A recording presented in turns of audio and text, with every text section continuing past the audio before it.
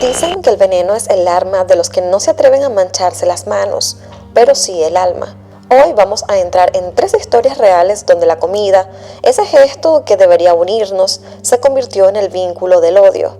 Casos donde los celos, la envidia y el rencor fueron ingredientes mortales. Prepárate porque detrás de cada plato hubo una intención y detrás de cada intención hubo una víctima que nunca lo vio venir. Bienvenidos a Unas Crónicas. Para el 23 de diciembre de 2024, Celi dos Anjos, de 65 años, preparó un bolo de Natal, un pastel navideño brasileño, para una reunión navideña con amigos. Sin embargo, la reunión se canceló a última hora, porque una gran parte de las personas dijeron que no podían asistir. Celi decidió guardar el pastel para compartirlo al día siguiente, siendo ya 24 de diciembre en una cena familiar de Nochebuena que realizarían en casa de su hermana Maida en la localidad de Torres, en Río Grande do Sul. La noche transcurrió en completa normalidad. La familia estaba compartiendo y comiendo hasta que llegaron al momento de este postre. Algunos miembros de la familia comenzaron a comer pastel y varios de ellos notaron que tenía un sabor un poco extraño.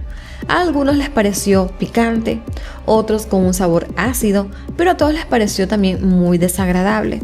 Inmediatamente todos dejaron de comerlo, pero era demasiado tarde. Pocos minutos después, los miembros de la familia que comieron este pastel comenzaron a sentirse muy mal, con vómitos, diarrea, al punto de que tuvieron que ser llevados hasta la sala de urgencias del hospital. Ya alrededor de la 1 de la mañana del 24 de diciembre, ingresaron al hospital 5 personas: Celi, sus 2 hermanas, Maida Berenice Flores da Silva, de 58 años, y Neusa Denise, de 65 años. La hija de Neusa, Tatiana Denise, tenía 43 años, y su hijo de 10 años, Mateus. Jefferson Luis, el esposo de Maida, también comió pastel, pero no requirió hospitalización, mientras que Joa da Silva Anjos, el esposo de Neusa, no comió pastel. Poco después de ser ingresados al hospital, Neusa y Maida fallecieron de un paro cardíaco. Durante la madrugada del 25 de diciembre, Tatiana también falleció, mientras que Mateus y Celi quedaron hospitalizados con un pronóstico reservado. Según contó Jefferson en una entrevista, él, Celi y Mateus vomitaron poco después de comer el pastel, mientras que las otras 3 mujeres no vomitaron, lo que podría ser la razón por la que ellos no sobrevivieron. Un dato quizás no menor es que Celi fue la única que comió 2 rebanadas de pastel. Evidentemente, la policía tuvo que involucrarse en esta situación, ya que era muy extraño lo que había pasado en esta familia. Las autoridades realizaron una inspección de la casa de Maida, donde ocurrieron los lamentables hechos, y también se llevaron el pastel para que se les hicieran un análisis. También inspeccionaron la casa de Celi, donde se encontraron varios alimentos vencidos, así como los ingredientes que ella había utilizado para hacer este pastel. Todos esos alimentos fueron enviados también a analizar. Además de esto, se le realizaron análisis toxicológicos a todas las personas que consumieron el pastel para saber qué había provocado tal reacción de sus cuerpos. Los análisis toxicológicos arrojaron que el pastel estaba contaminado con arsénico y descubrieron que la contaminación provenía de un empaque de harina que Celi había utilizado para la preparación del postre. Según el Instituto General de Pericia de Río Grande do Sul, la concentración de arsénico en la harina era de 40 gramos por cada kilogramo, es decir, unas 2.700 veces mayor que la concentración que había en el pastel. Además, las cantidades de arsénico en la sangre de las víctimas era de hasta 350 veces la cantidad necesaria para matar a una persona. El arsénico en sí es un elemento químico natural que se encuentra en el aire, en el agua y la tierra, pero también existe su versión inorgánica o combinada que puede ser dañino para la salud. Este elemento tiene varios usos industriales, como por ejemplo se utiliza en la fabricación de vidrio, pigmentos, textiles, papel o municiones, insecticidas, aditivos y productos farmacéuticos. Anteriormente se utilizaba también el arsénico en raticidas, pero desde el año 2005 se ha prohibido la utilización de estos venenos. Según la Organización Mundial de la Salud, también se ha comprobado que el arsénico inorgánico es un cancerígeno y que es el contaminante químico más importante del agua. El arsénico inorgánico suele conseguirse en altos niveles en aguas subterráneas, lo que puede llegar a contaminar los cultivos y alimentos como pescados, mariscos, carnes, productos lácteos y cereales, aunque usualmente los niveles de arsénicos que llegan a estos alimentos suelen ser sumamente bajos.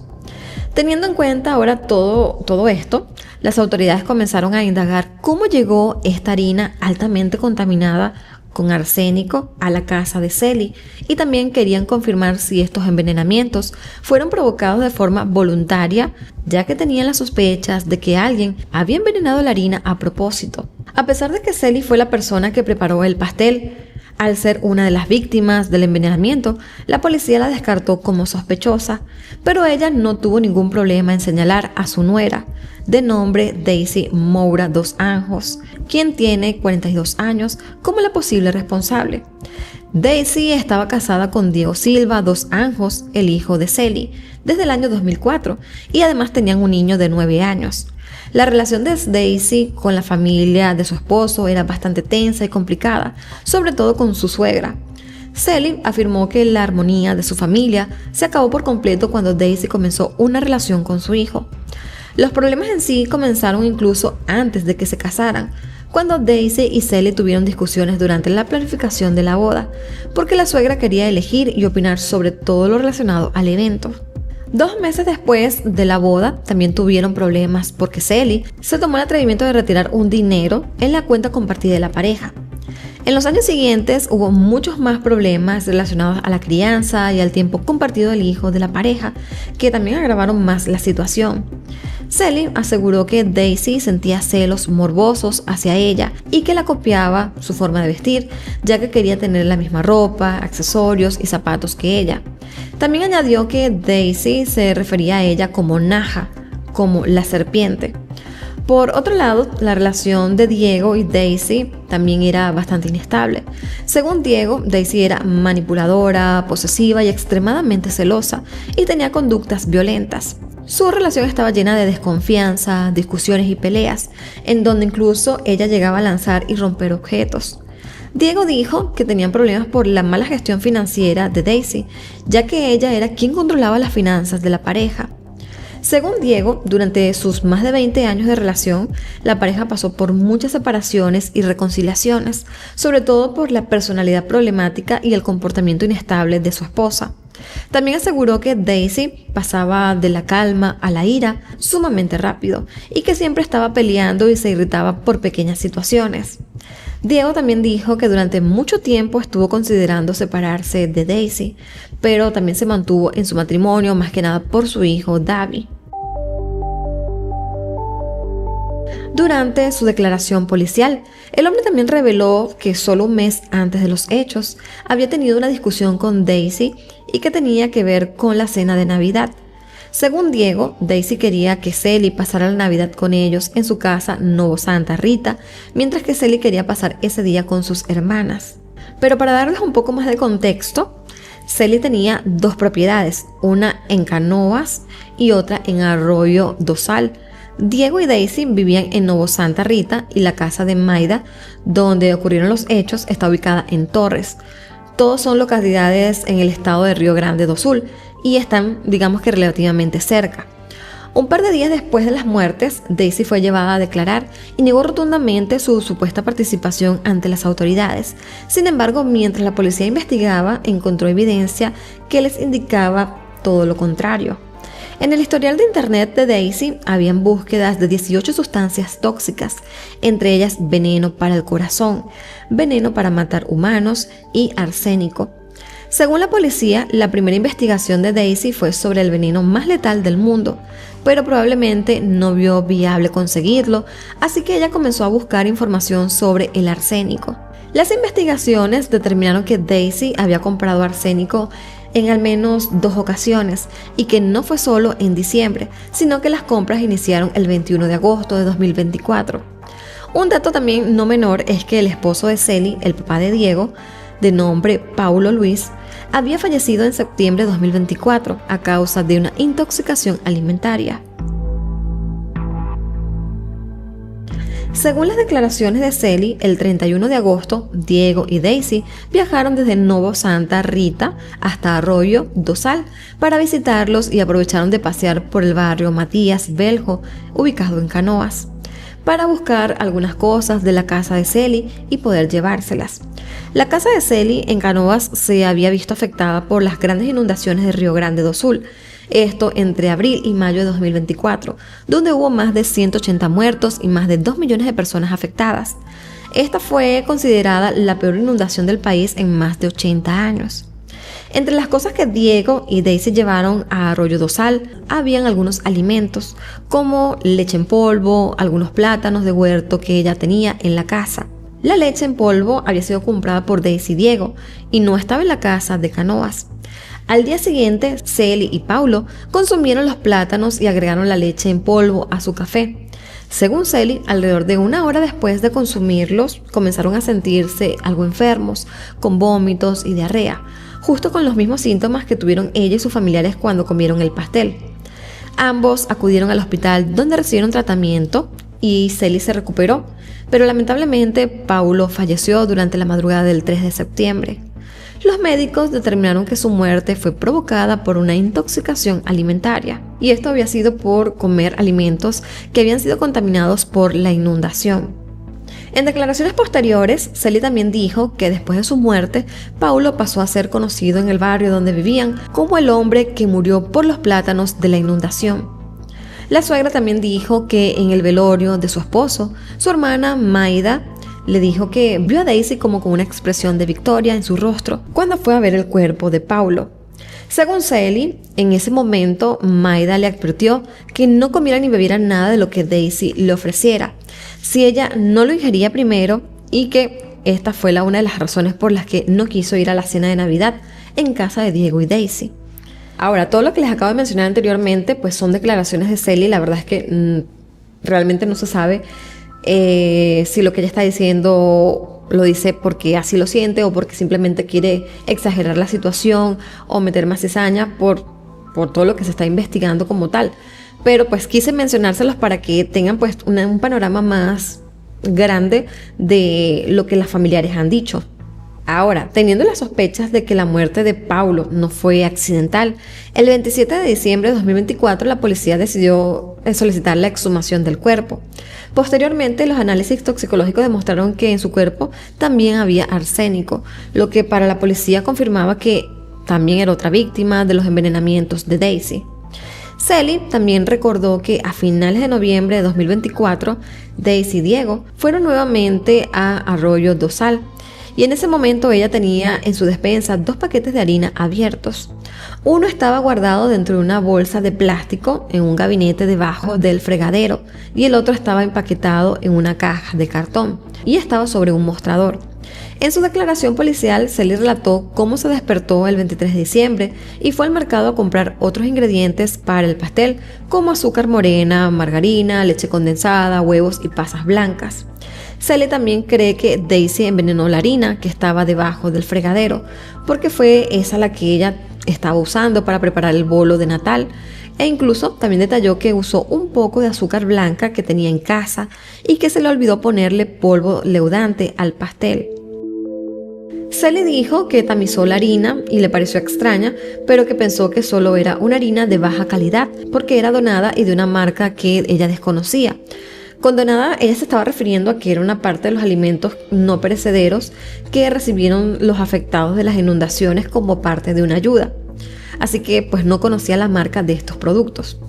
Diego y el hijo de la pareja también fueron sometidos a exámenes toxicológicos después de que Diego le dijera a la policía que ambos también habían sufrido de una extraña enfermedad estomacal a mediados de diciembre de 2024.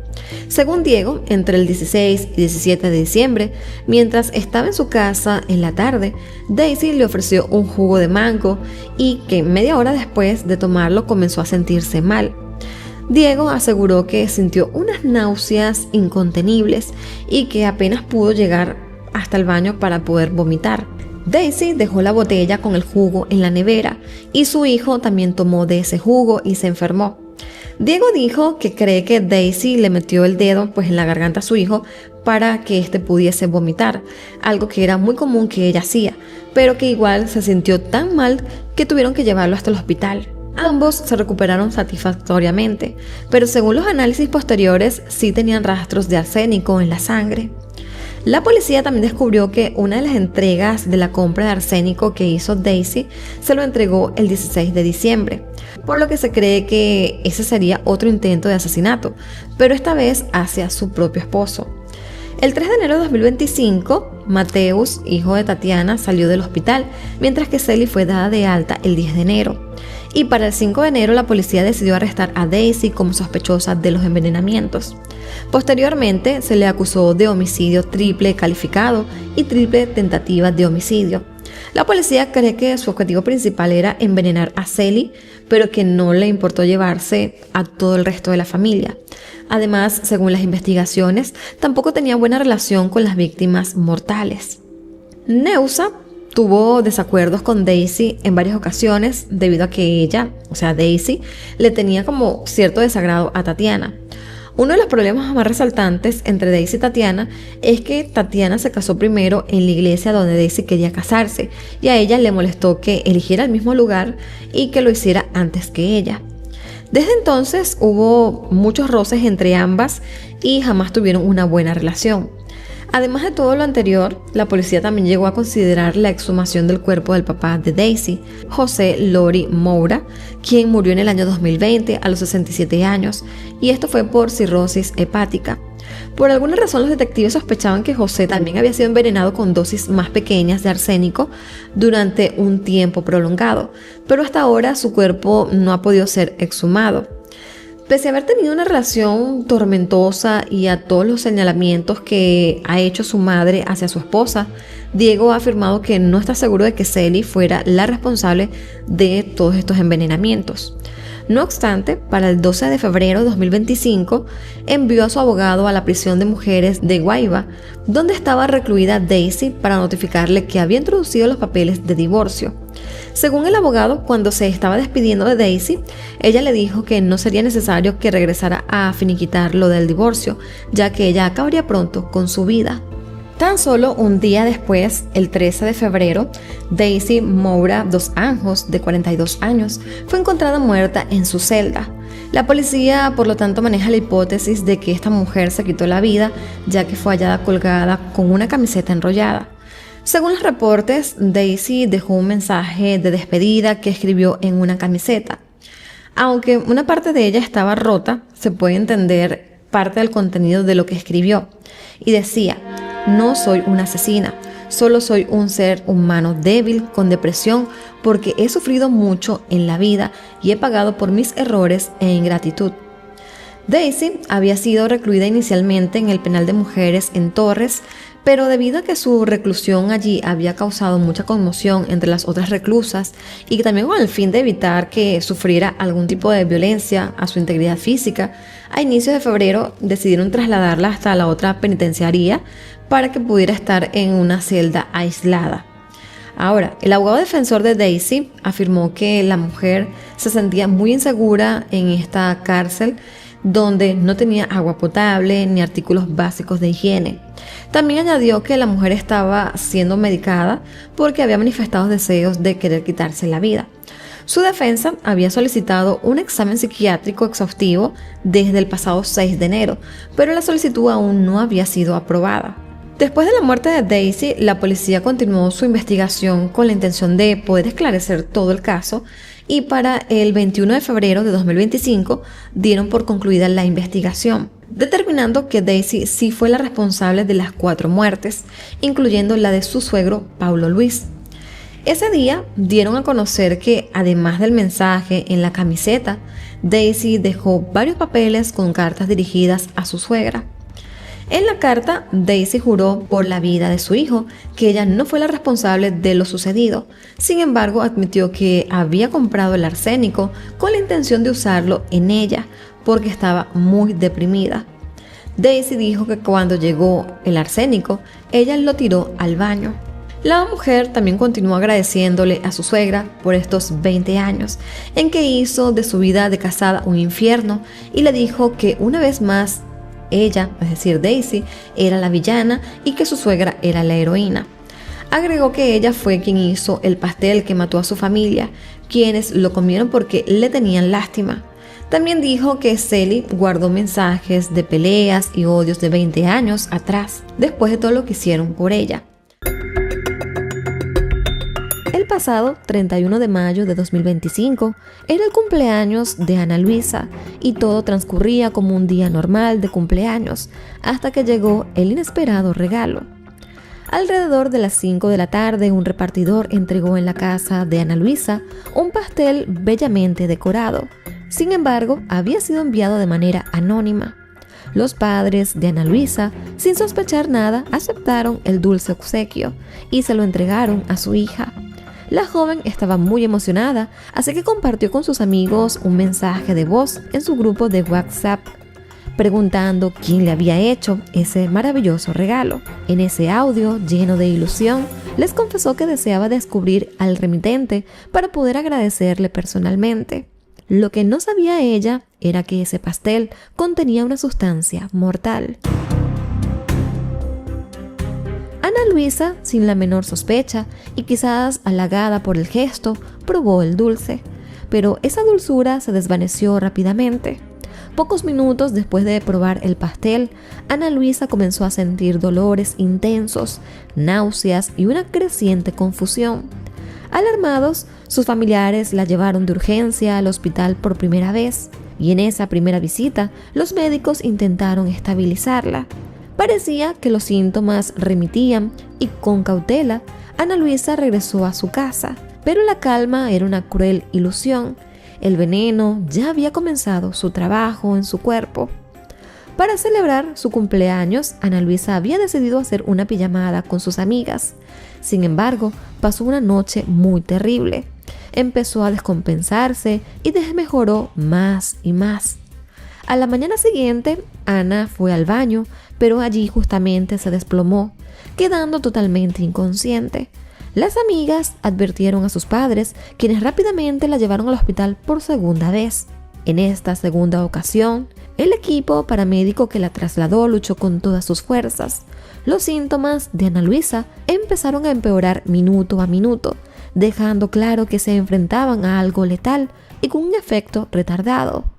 A pesar de los esfuerzos, el veneno había actuado con una rapidez devastadora y ya era demasiado tarde para revertir el daño. El cuerpo de Ana Luisa aún estaba en desarrollo y ella no pudo resistir el ataque implacable de la toxina. Cuando finalmente llegaron al hospital, Ana Luisa no tenía signos vitales. Trágicamente, y para el horror de su familia, Ana Luisa de Oliveira Neves terminó falleciendo. La joven se apagó, dejando un vacío inmenso y una pregunta desgarradora: ¿quién había hecho esto y por qué razón? El informe médico indicaba que había sufrido un paro cardiorrespiratorio unos 20 minutos antes. Además, tenía cianosis e hipotermia, sin latidos cardíacos ni respiración, y que los intentos de reanimación fueron infructuosos. Pero los síntomas que había presentado Ana y las condiciones de su muerte no eran concordantes con una simple intoxicación digestiva, pero sí con algo mucho peor: había sido envenenada. Con la confirmación del envenenamiento, el caso de Ana Luisa se transformó en una investigación criminal. La policía decidió centrar todos sus esfuerzos en el punto del origen, que era el pastel. Cada migaja, cada rastro, cada detalle se convirtió en una pieza vital del rompecabezas. El análisis forense fue contundente. Este pastel contenía una dosis letal de óxido de arsénico. Pero la pregunta ahora era: ¿quién lo había enviado? ¿Y cómo había terminado esa sustancia mortal en un dulce aparentemente inofensivo? Aquí las investigaciones llevaron al punto de origen del pastel, que fue una panadería llamada Menina Trufa. Sin embargo, el establecimiento guardaba claros registros de que aquel pastel había sido entregado a un repartidor que a su vez había sido solicitado a través de una aplicación de entregas a domicilio. Luego contactaron al repartidor e identificaron a la persona que pidió el envío del pastel. Lo más escalofriante del caso es que la persona responsable de este lamentable crimen no era un extraño. La descripción del joven repartidor de la persona que había solicitado este servicio coincidía exactamente con una compañera de clase de Ana Luisa, quien también tenía la misma edad, quien incluso pasó la noche en casa de la víctima tras haberle enviado el pastel envenenado.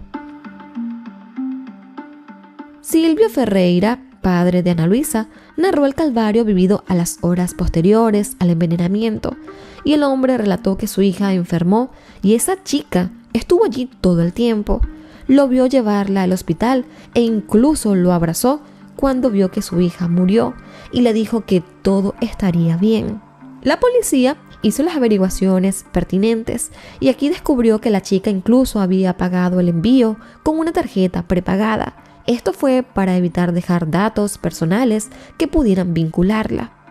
La compañera de clases, cuya identidad está protegida por ser menor de edad, era una figura muy diferente a Ana Luisa. Esta joven, que lamentablemente no puedo mostrarles en pantalla, parecía habitar en las sombras de la inseguridad y el resentimiento. Los investigadores comenzaron a desentrañar un posible motivo que, aunque incomprensible, era alarmantemente común, y se trataba de la envidia. Así que se especula que esta joven sentía celos de la popularidad, el éxito académico o quizás la felicidad de Ana Luisa.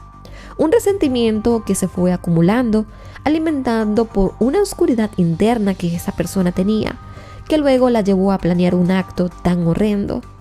El pastel no era un simple regalo, era un arma cuidadosamente disfrazada de amistad. Tan solo al comenzar el interrogatorio, la joven confesó el crimen a la policía y dijo que le había puesto óxido de arsénico al pastel, una sustancia que de igual forma había comprado por internet y algo que coincidía exactamente con los exámenes forenses practicados a los restos del pastel. La autora del homicidio le dijo a las autoridades que el 15 de mayo había hecho lo mismo con otra víctima, a la que también envenenó de la misma manera. La adolescente se sintió mal, pero se recuperó de los síntomas a las pocas horas. El primer crimen fue después de que 2 de sus novios la abandonaran para estar con otra chica. La joven afirmó que estaba arrepentida, que no pretendía que ocurriera un daño mayor y que esperaba que solo experimentaran síntomas graves, como lo eran vómitos, pero no esperaba que terminaran falleciendo. El agente Santos aseguró que el motivo fue la ira y los celos hacia Ana Luisa, y también mencionó que la adolescente parecía tener problemas de autoestima y desequilibrio mental. La joven fue detenida y permanece bajo custodia en la Fundación CASA, una institución destinada a menores en conflicto con la ley. Rafael Paiva, quien es el abogado penalista, explicó que dado que la sospechosa es menor de edad, no puede ser juzgada penalmente como un adulto. Este abogado también explicó el marco legal aplicable en este tipo de situaciones en Brasil. En este caso, el juicio se lleva a cabo en el juzgado de menores y los menores son considerados inimputables. No cometen ningún delito, según la Constitución del país. Por lo tanto, a pesar de ser una conducta muy grave, no se considera un delito desde el punto de vista legal, sino una infracción. Lo que quiere decir entonces es que esta persona cometió una infracción correspondiente al delito de homicidio doloso calificado. Según lo establecido por la legislación brasileña, los menores de edad que incurren en infracciones pueden ser sancionados con medidas socioeducativas. Así que en este caso, la joven podría permanecer privada de libertad por un periodo máximo de 3 años, aun cuando esté próxima a alcanzar la mayoría de edad. En estos casos no se habla de delito, sino de infracción, aunque se trata de una conducta, digamos que extremadamente grave, pero no se considera crimen según la Constitución de Brasil. Este caso sin duda alguna nos obliga a mirar de frente los peligros ocultos en entornos muy cotidianos y cómo las batallas internas de algunas personas pueden manifestarse de las formas más destructivas. Este caso conmocionó no solo a la comunidad local, sino a todo el país. Reveló una faceta oscura de la juventud y la necesidad urgente de abordar problemas como el bullying y la salud mental en las escuelas. Para la familia de Ana Luisa, ninguna condena podrá devolverles a su hija. Viven con el recuerdo de su sonrisa y el dolor de su ausencia. Su caso se ha convertido en un recordatorio sombrío de la vulnerabilidad de la vida y del poder destructivo de la envidia. Lamentablemente, en esta historia, en este caso, no voy a poder brindarles información de la persona que ocasionó este crimen. No puedo darles detalles biográficos de ella, ni mucho menos mostrarles su fotografía, ni datos más personales, porque su identidad está protegida por el simple hecho de ser menor de edad, aunque haya asesinado a su supuesta amiga. Wayam Mirna Salihin nació el 30 de marzo de 1988 junto con su hermana gemela llamada Sandy en Yakarta, la capital de Indonesia. Era hija del empresario Edi Darmawan. Mirna también tuvo una infancia feliz y en su adolescencia descubrió su talento para el diseño. Después de graduarse de la escuela secundaria en el año 2007, Mirna se fue a Australia con el único objetivo de asistir a la universidad. Mirna rápidamente se hizo amiga de otros jóvenes también de Indonesia y Jessica Kumala se convirtió en una de sus mejores amigas. Al terminar la universidad, Jessica ya había adquirido la ciudadanía australiana y es por esto que decidió seguir viviendo en el país, mientras que Mirna y las otras jóvenes regresaban con sus familias en Indonesia. En un nuevo viaje a Australia en el año 2014, Mirna decide ver a algunas de sus amigas de su época universitaria, entre ellas su amiga Jessica. Durante todos esos años, las dos se hablaron a través de mensajes y llamadas telefónicas, y aunque Mirna tenía la impresión de que su amistad ya no era la misma, insistió en que las dos fueran a almorzar a un restaurante. Durante aquella comida, Jessica comentó sobre un nuevo novio y habló de problemas en la relación, por lo que Mirna le dio algunos consejos que no fueron bien recibidos. La joven comentó que quizás Jessica debería revisar la relación y que él no la estaba tratando como se merecía. En ese momento, Jessica se enfureció y se levantó de la mesa en el mismo momento. Ni siquiera pagó la cuenta antes de irse, haciendo que Mirna pagara todos los gastos. Las dos no volvieron a hablarse a partir de ese momento. En el 2015, un año después del malentendido en el restaurante, la relación de Jessica llegó a su fin. Esto la dejó extremadamente conmocionada emocionalmente. Jessica intentó quitarse la vida 4 veces y tuvo que pasar algún tiempo en el hospital para tratar su depresión severa. Después de ser dada de alta del hospital, Jessica se volvió dependiente del alcohol. Se vio involucrada en un grave accidente de tráfico mientras conducía estando ebria, del que afortunadamente salió ilesa con solo algunas costillas rotas y hematomas en su cuerpo. Jessica también perdió su trabajo. El abuso de alcohol junto con su comportamiento errante le impidieron realizar las tareas como esperaba su empleador, lo que motivó su despido. La chica se sintió frustrada y abandonada, más aún cuando observó la vida de sus amigas en las redes sociales. Todas tenían un buen aspecto, tenían el trabajo de sus sueños, y Mirna Salihin estaba comprometida. A finales del 2015, Jessica se enteró a través de fotos en el perfil de Mirna que se había casado.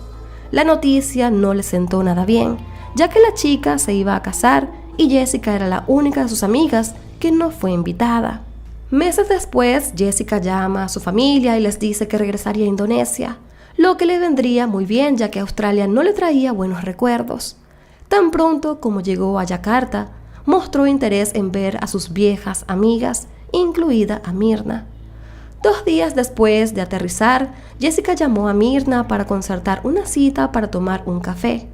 Mirna estaba un poco intrigada, pero su marido le sugirió que invitara a una tercera amiga, así el encuentro sería menos tenso. A eso de las 3:32 de la tarde del 6 de enero de 2016, Jessica Kumala, de 27 años, llegó al Shopping Grand Indonesia para encontrarse con sus amigas.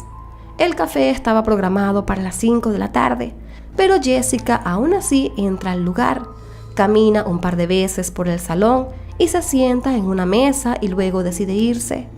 Unos 40 minutos después, Jessica regresa al café con 3 bolsas de regalo. Una vez más entra y da unas vueltas por la habitación. hace contacto visual con algunas cámaras de seguridad y parece elegir cuidadosamente una mesa. Aunque faltaba más de media hora para la hora prevista, Jessica pidió bebidas para ella y sus dos amigas. Eligió un café helado vietnamita que luego le ofrecería a Myrna. En el momento en que llegaron las bebidas, Jessica colocó las bolsas de regalo alrededor de los vasos, evitando que otros clientes o cámaras de seguridad la vieran. A eso de las 5:15, Myrna y otra amiga llegan al lugar. Todo parecía normal. Las tres se abrazaron y luego caminaron hacia la mesa. Jessica les ofreció el café helado a Myrna.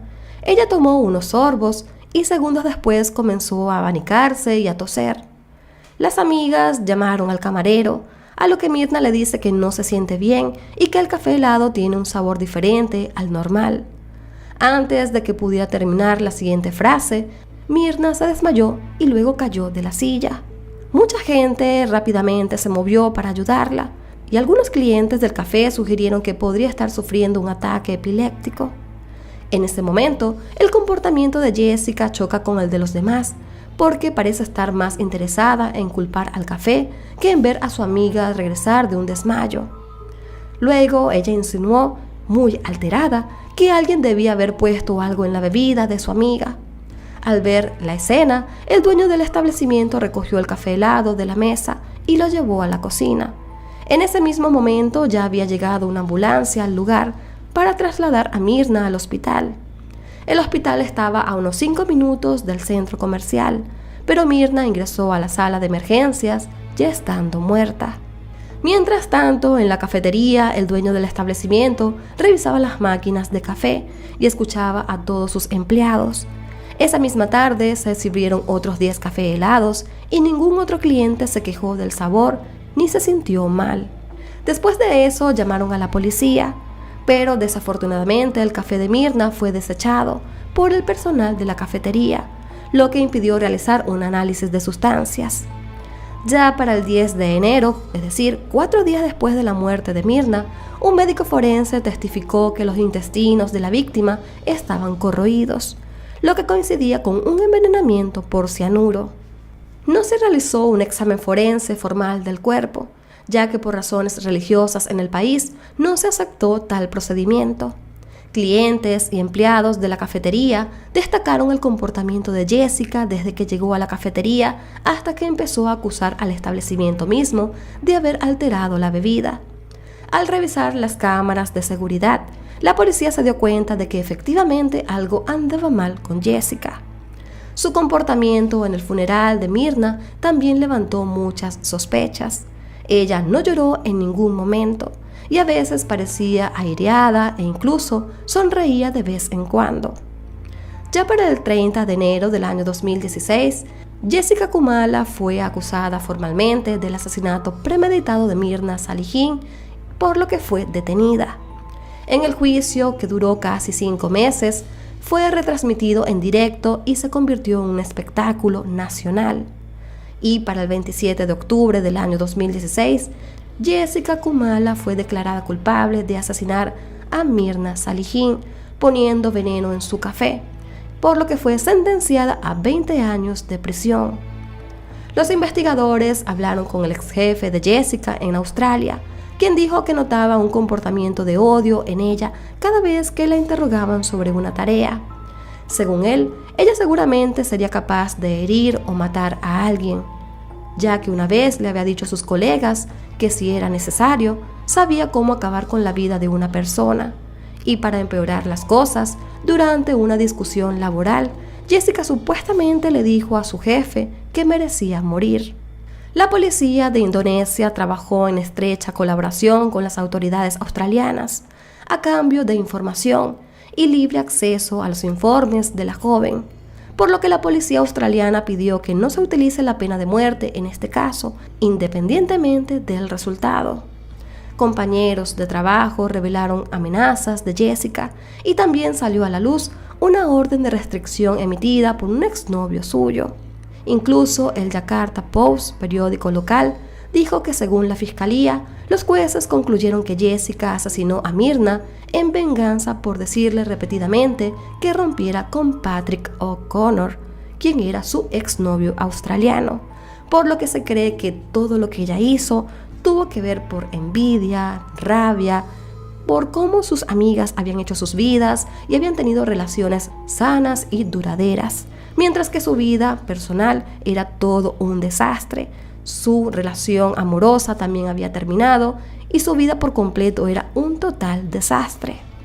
Para concluir el caso, Jessica Kumala terminaría pagando 20 años en prisión por haber asesinado a su mejor amiga con premeditación y alevosía.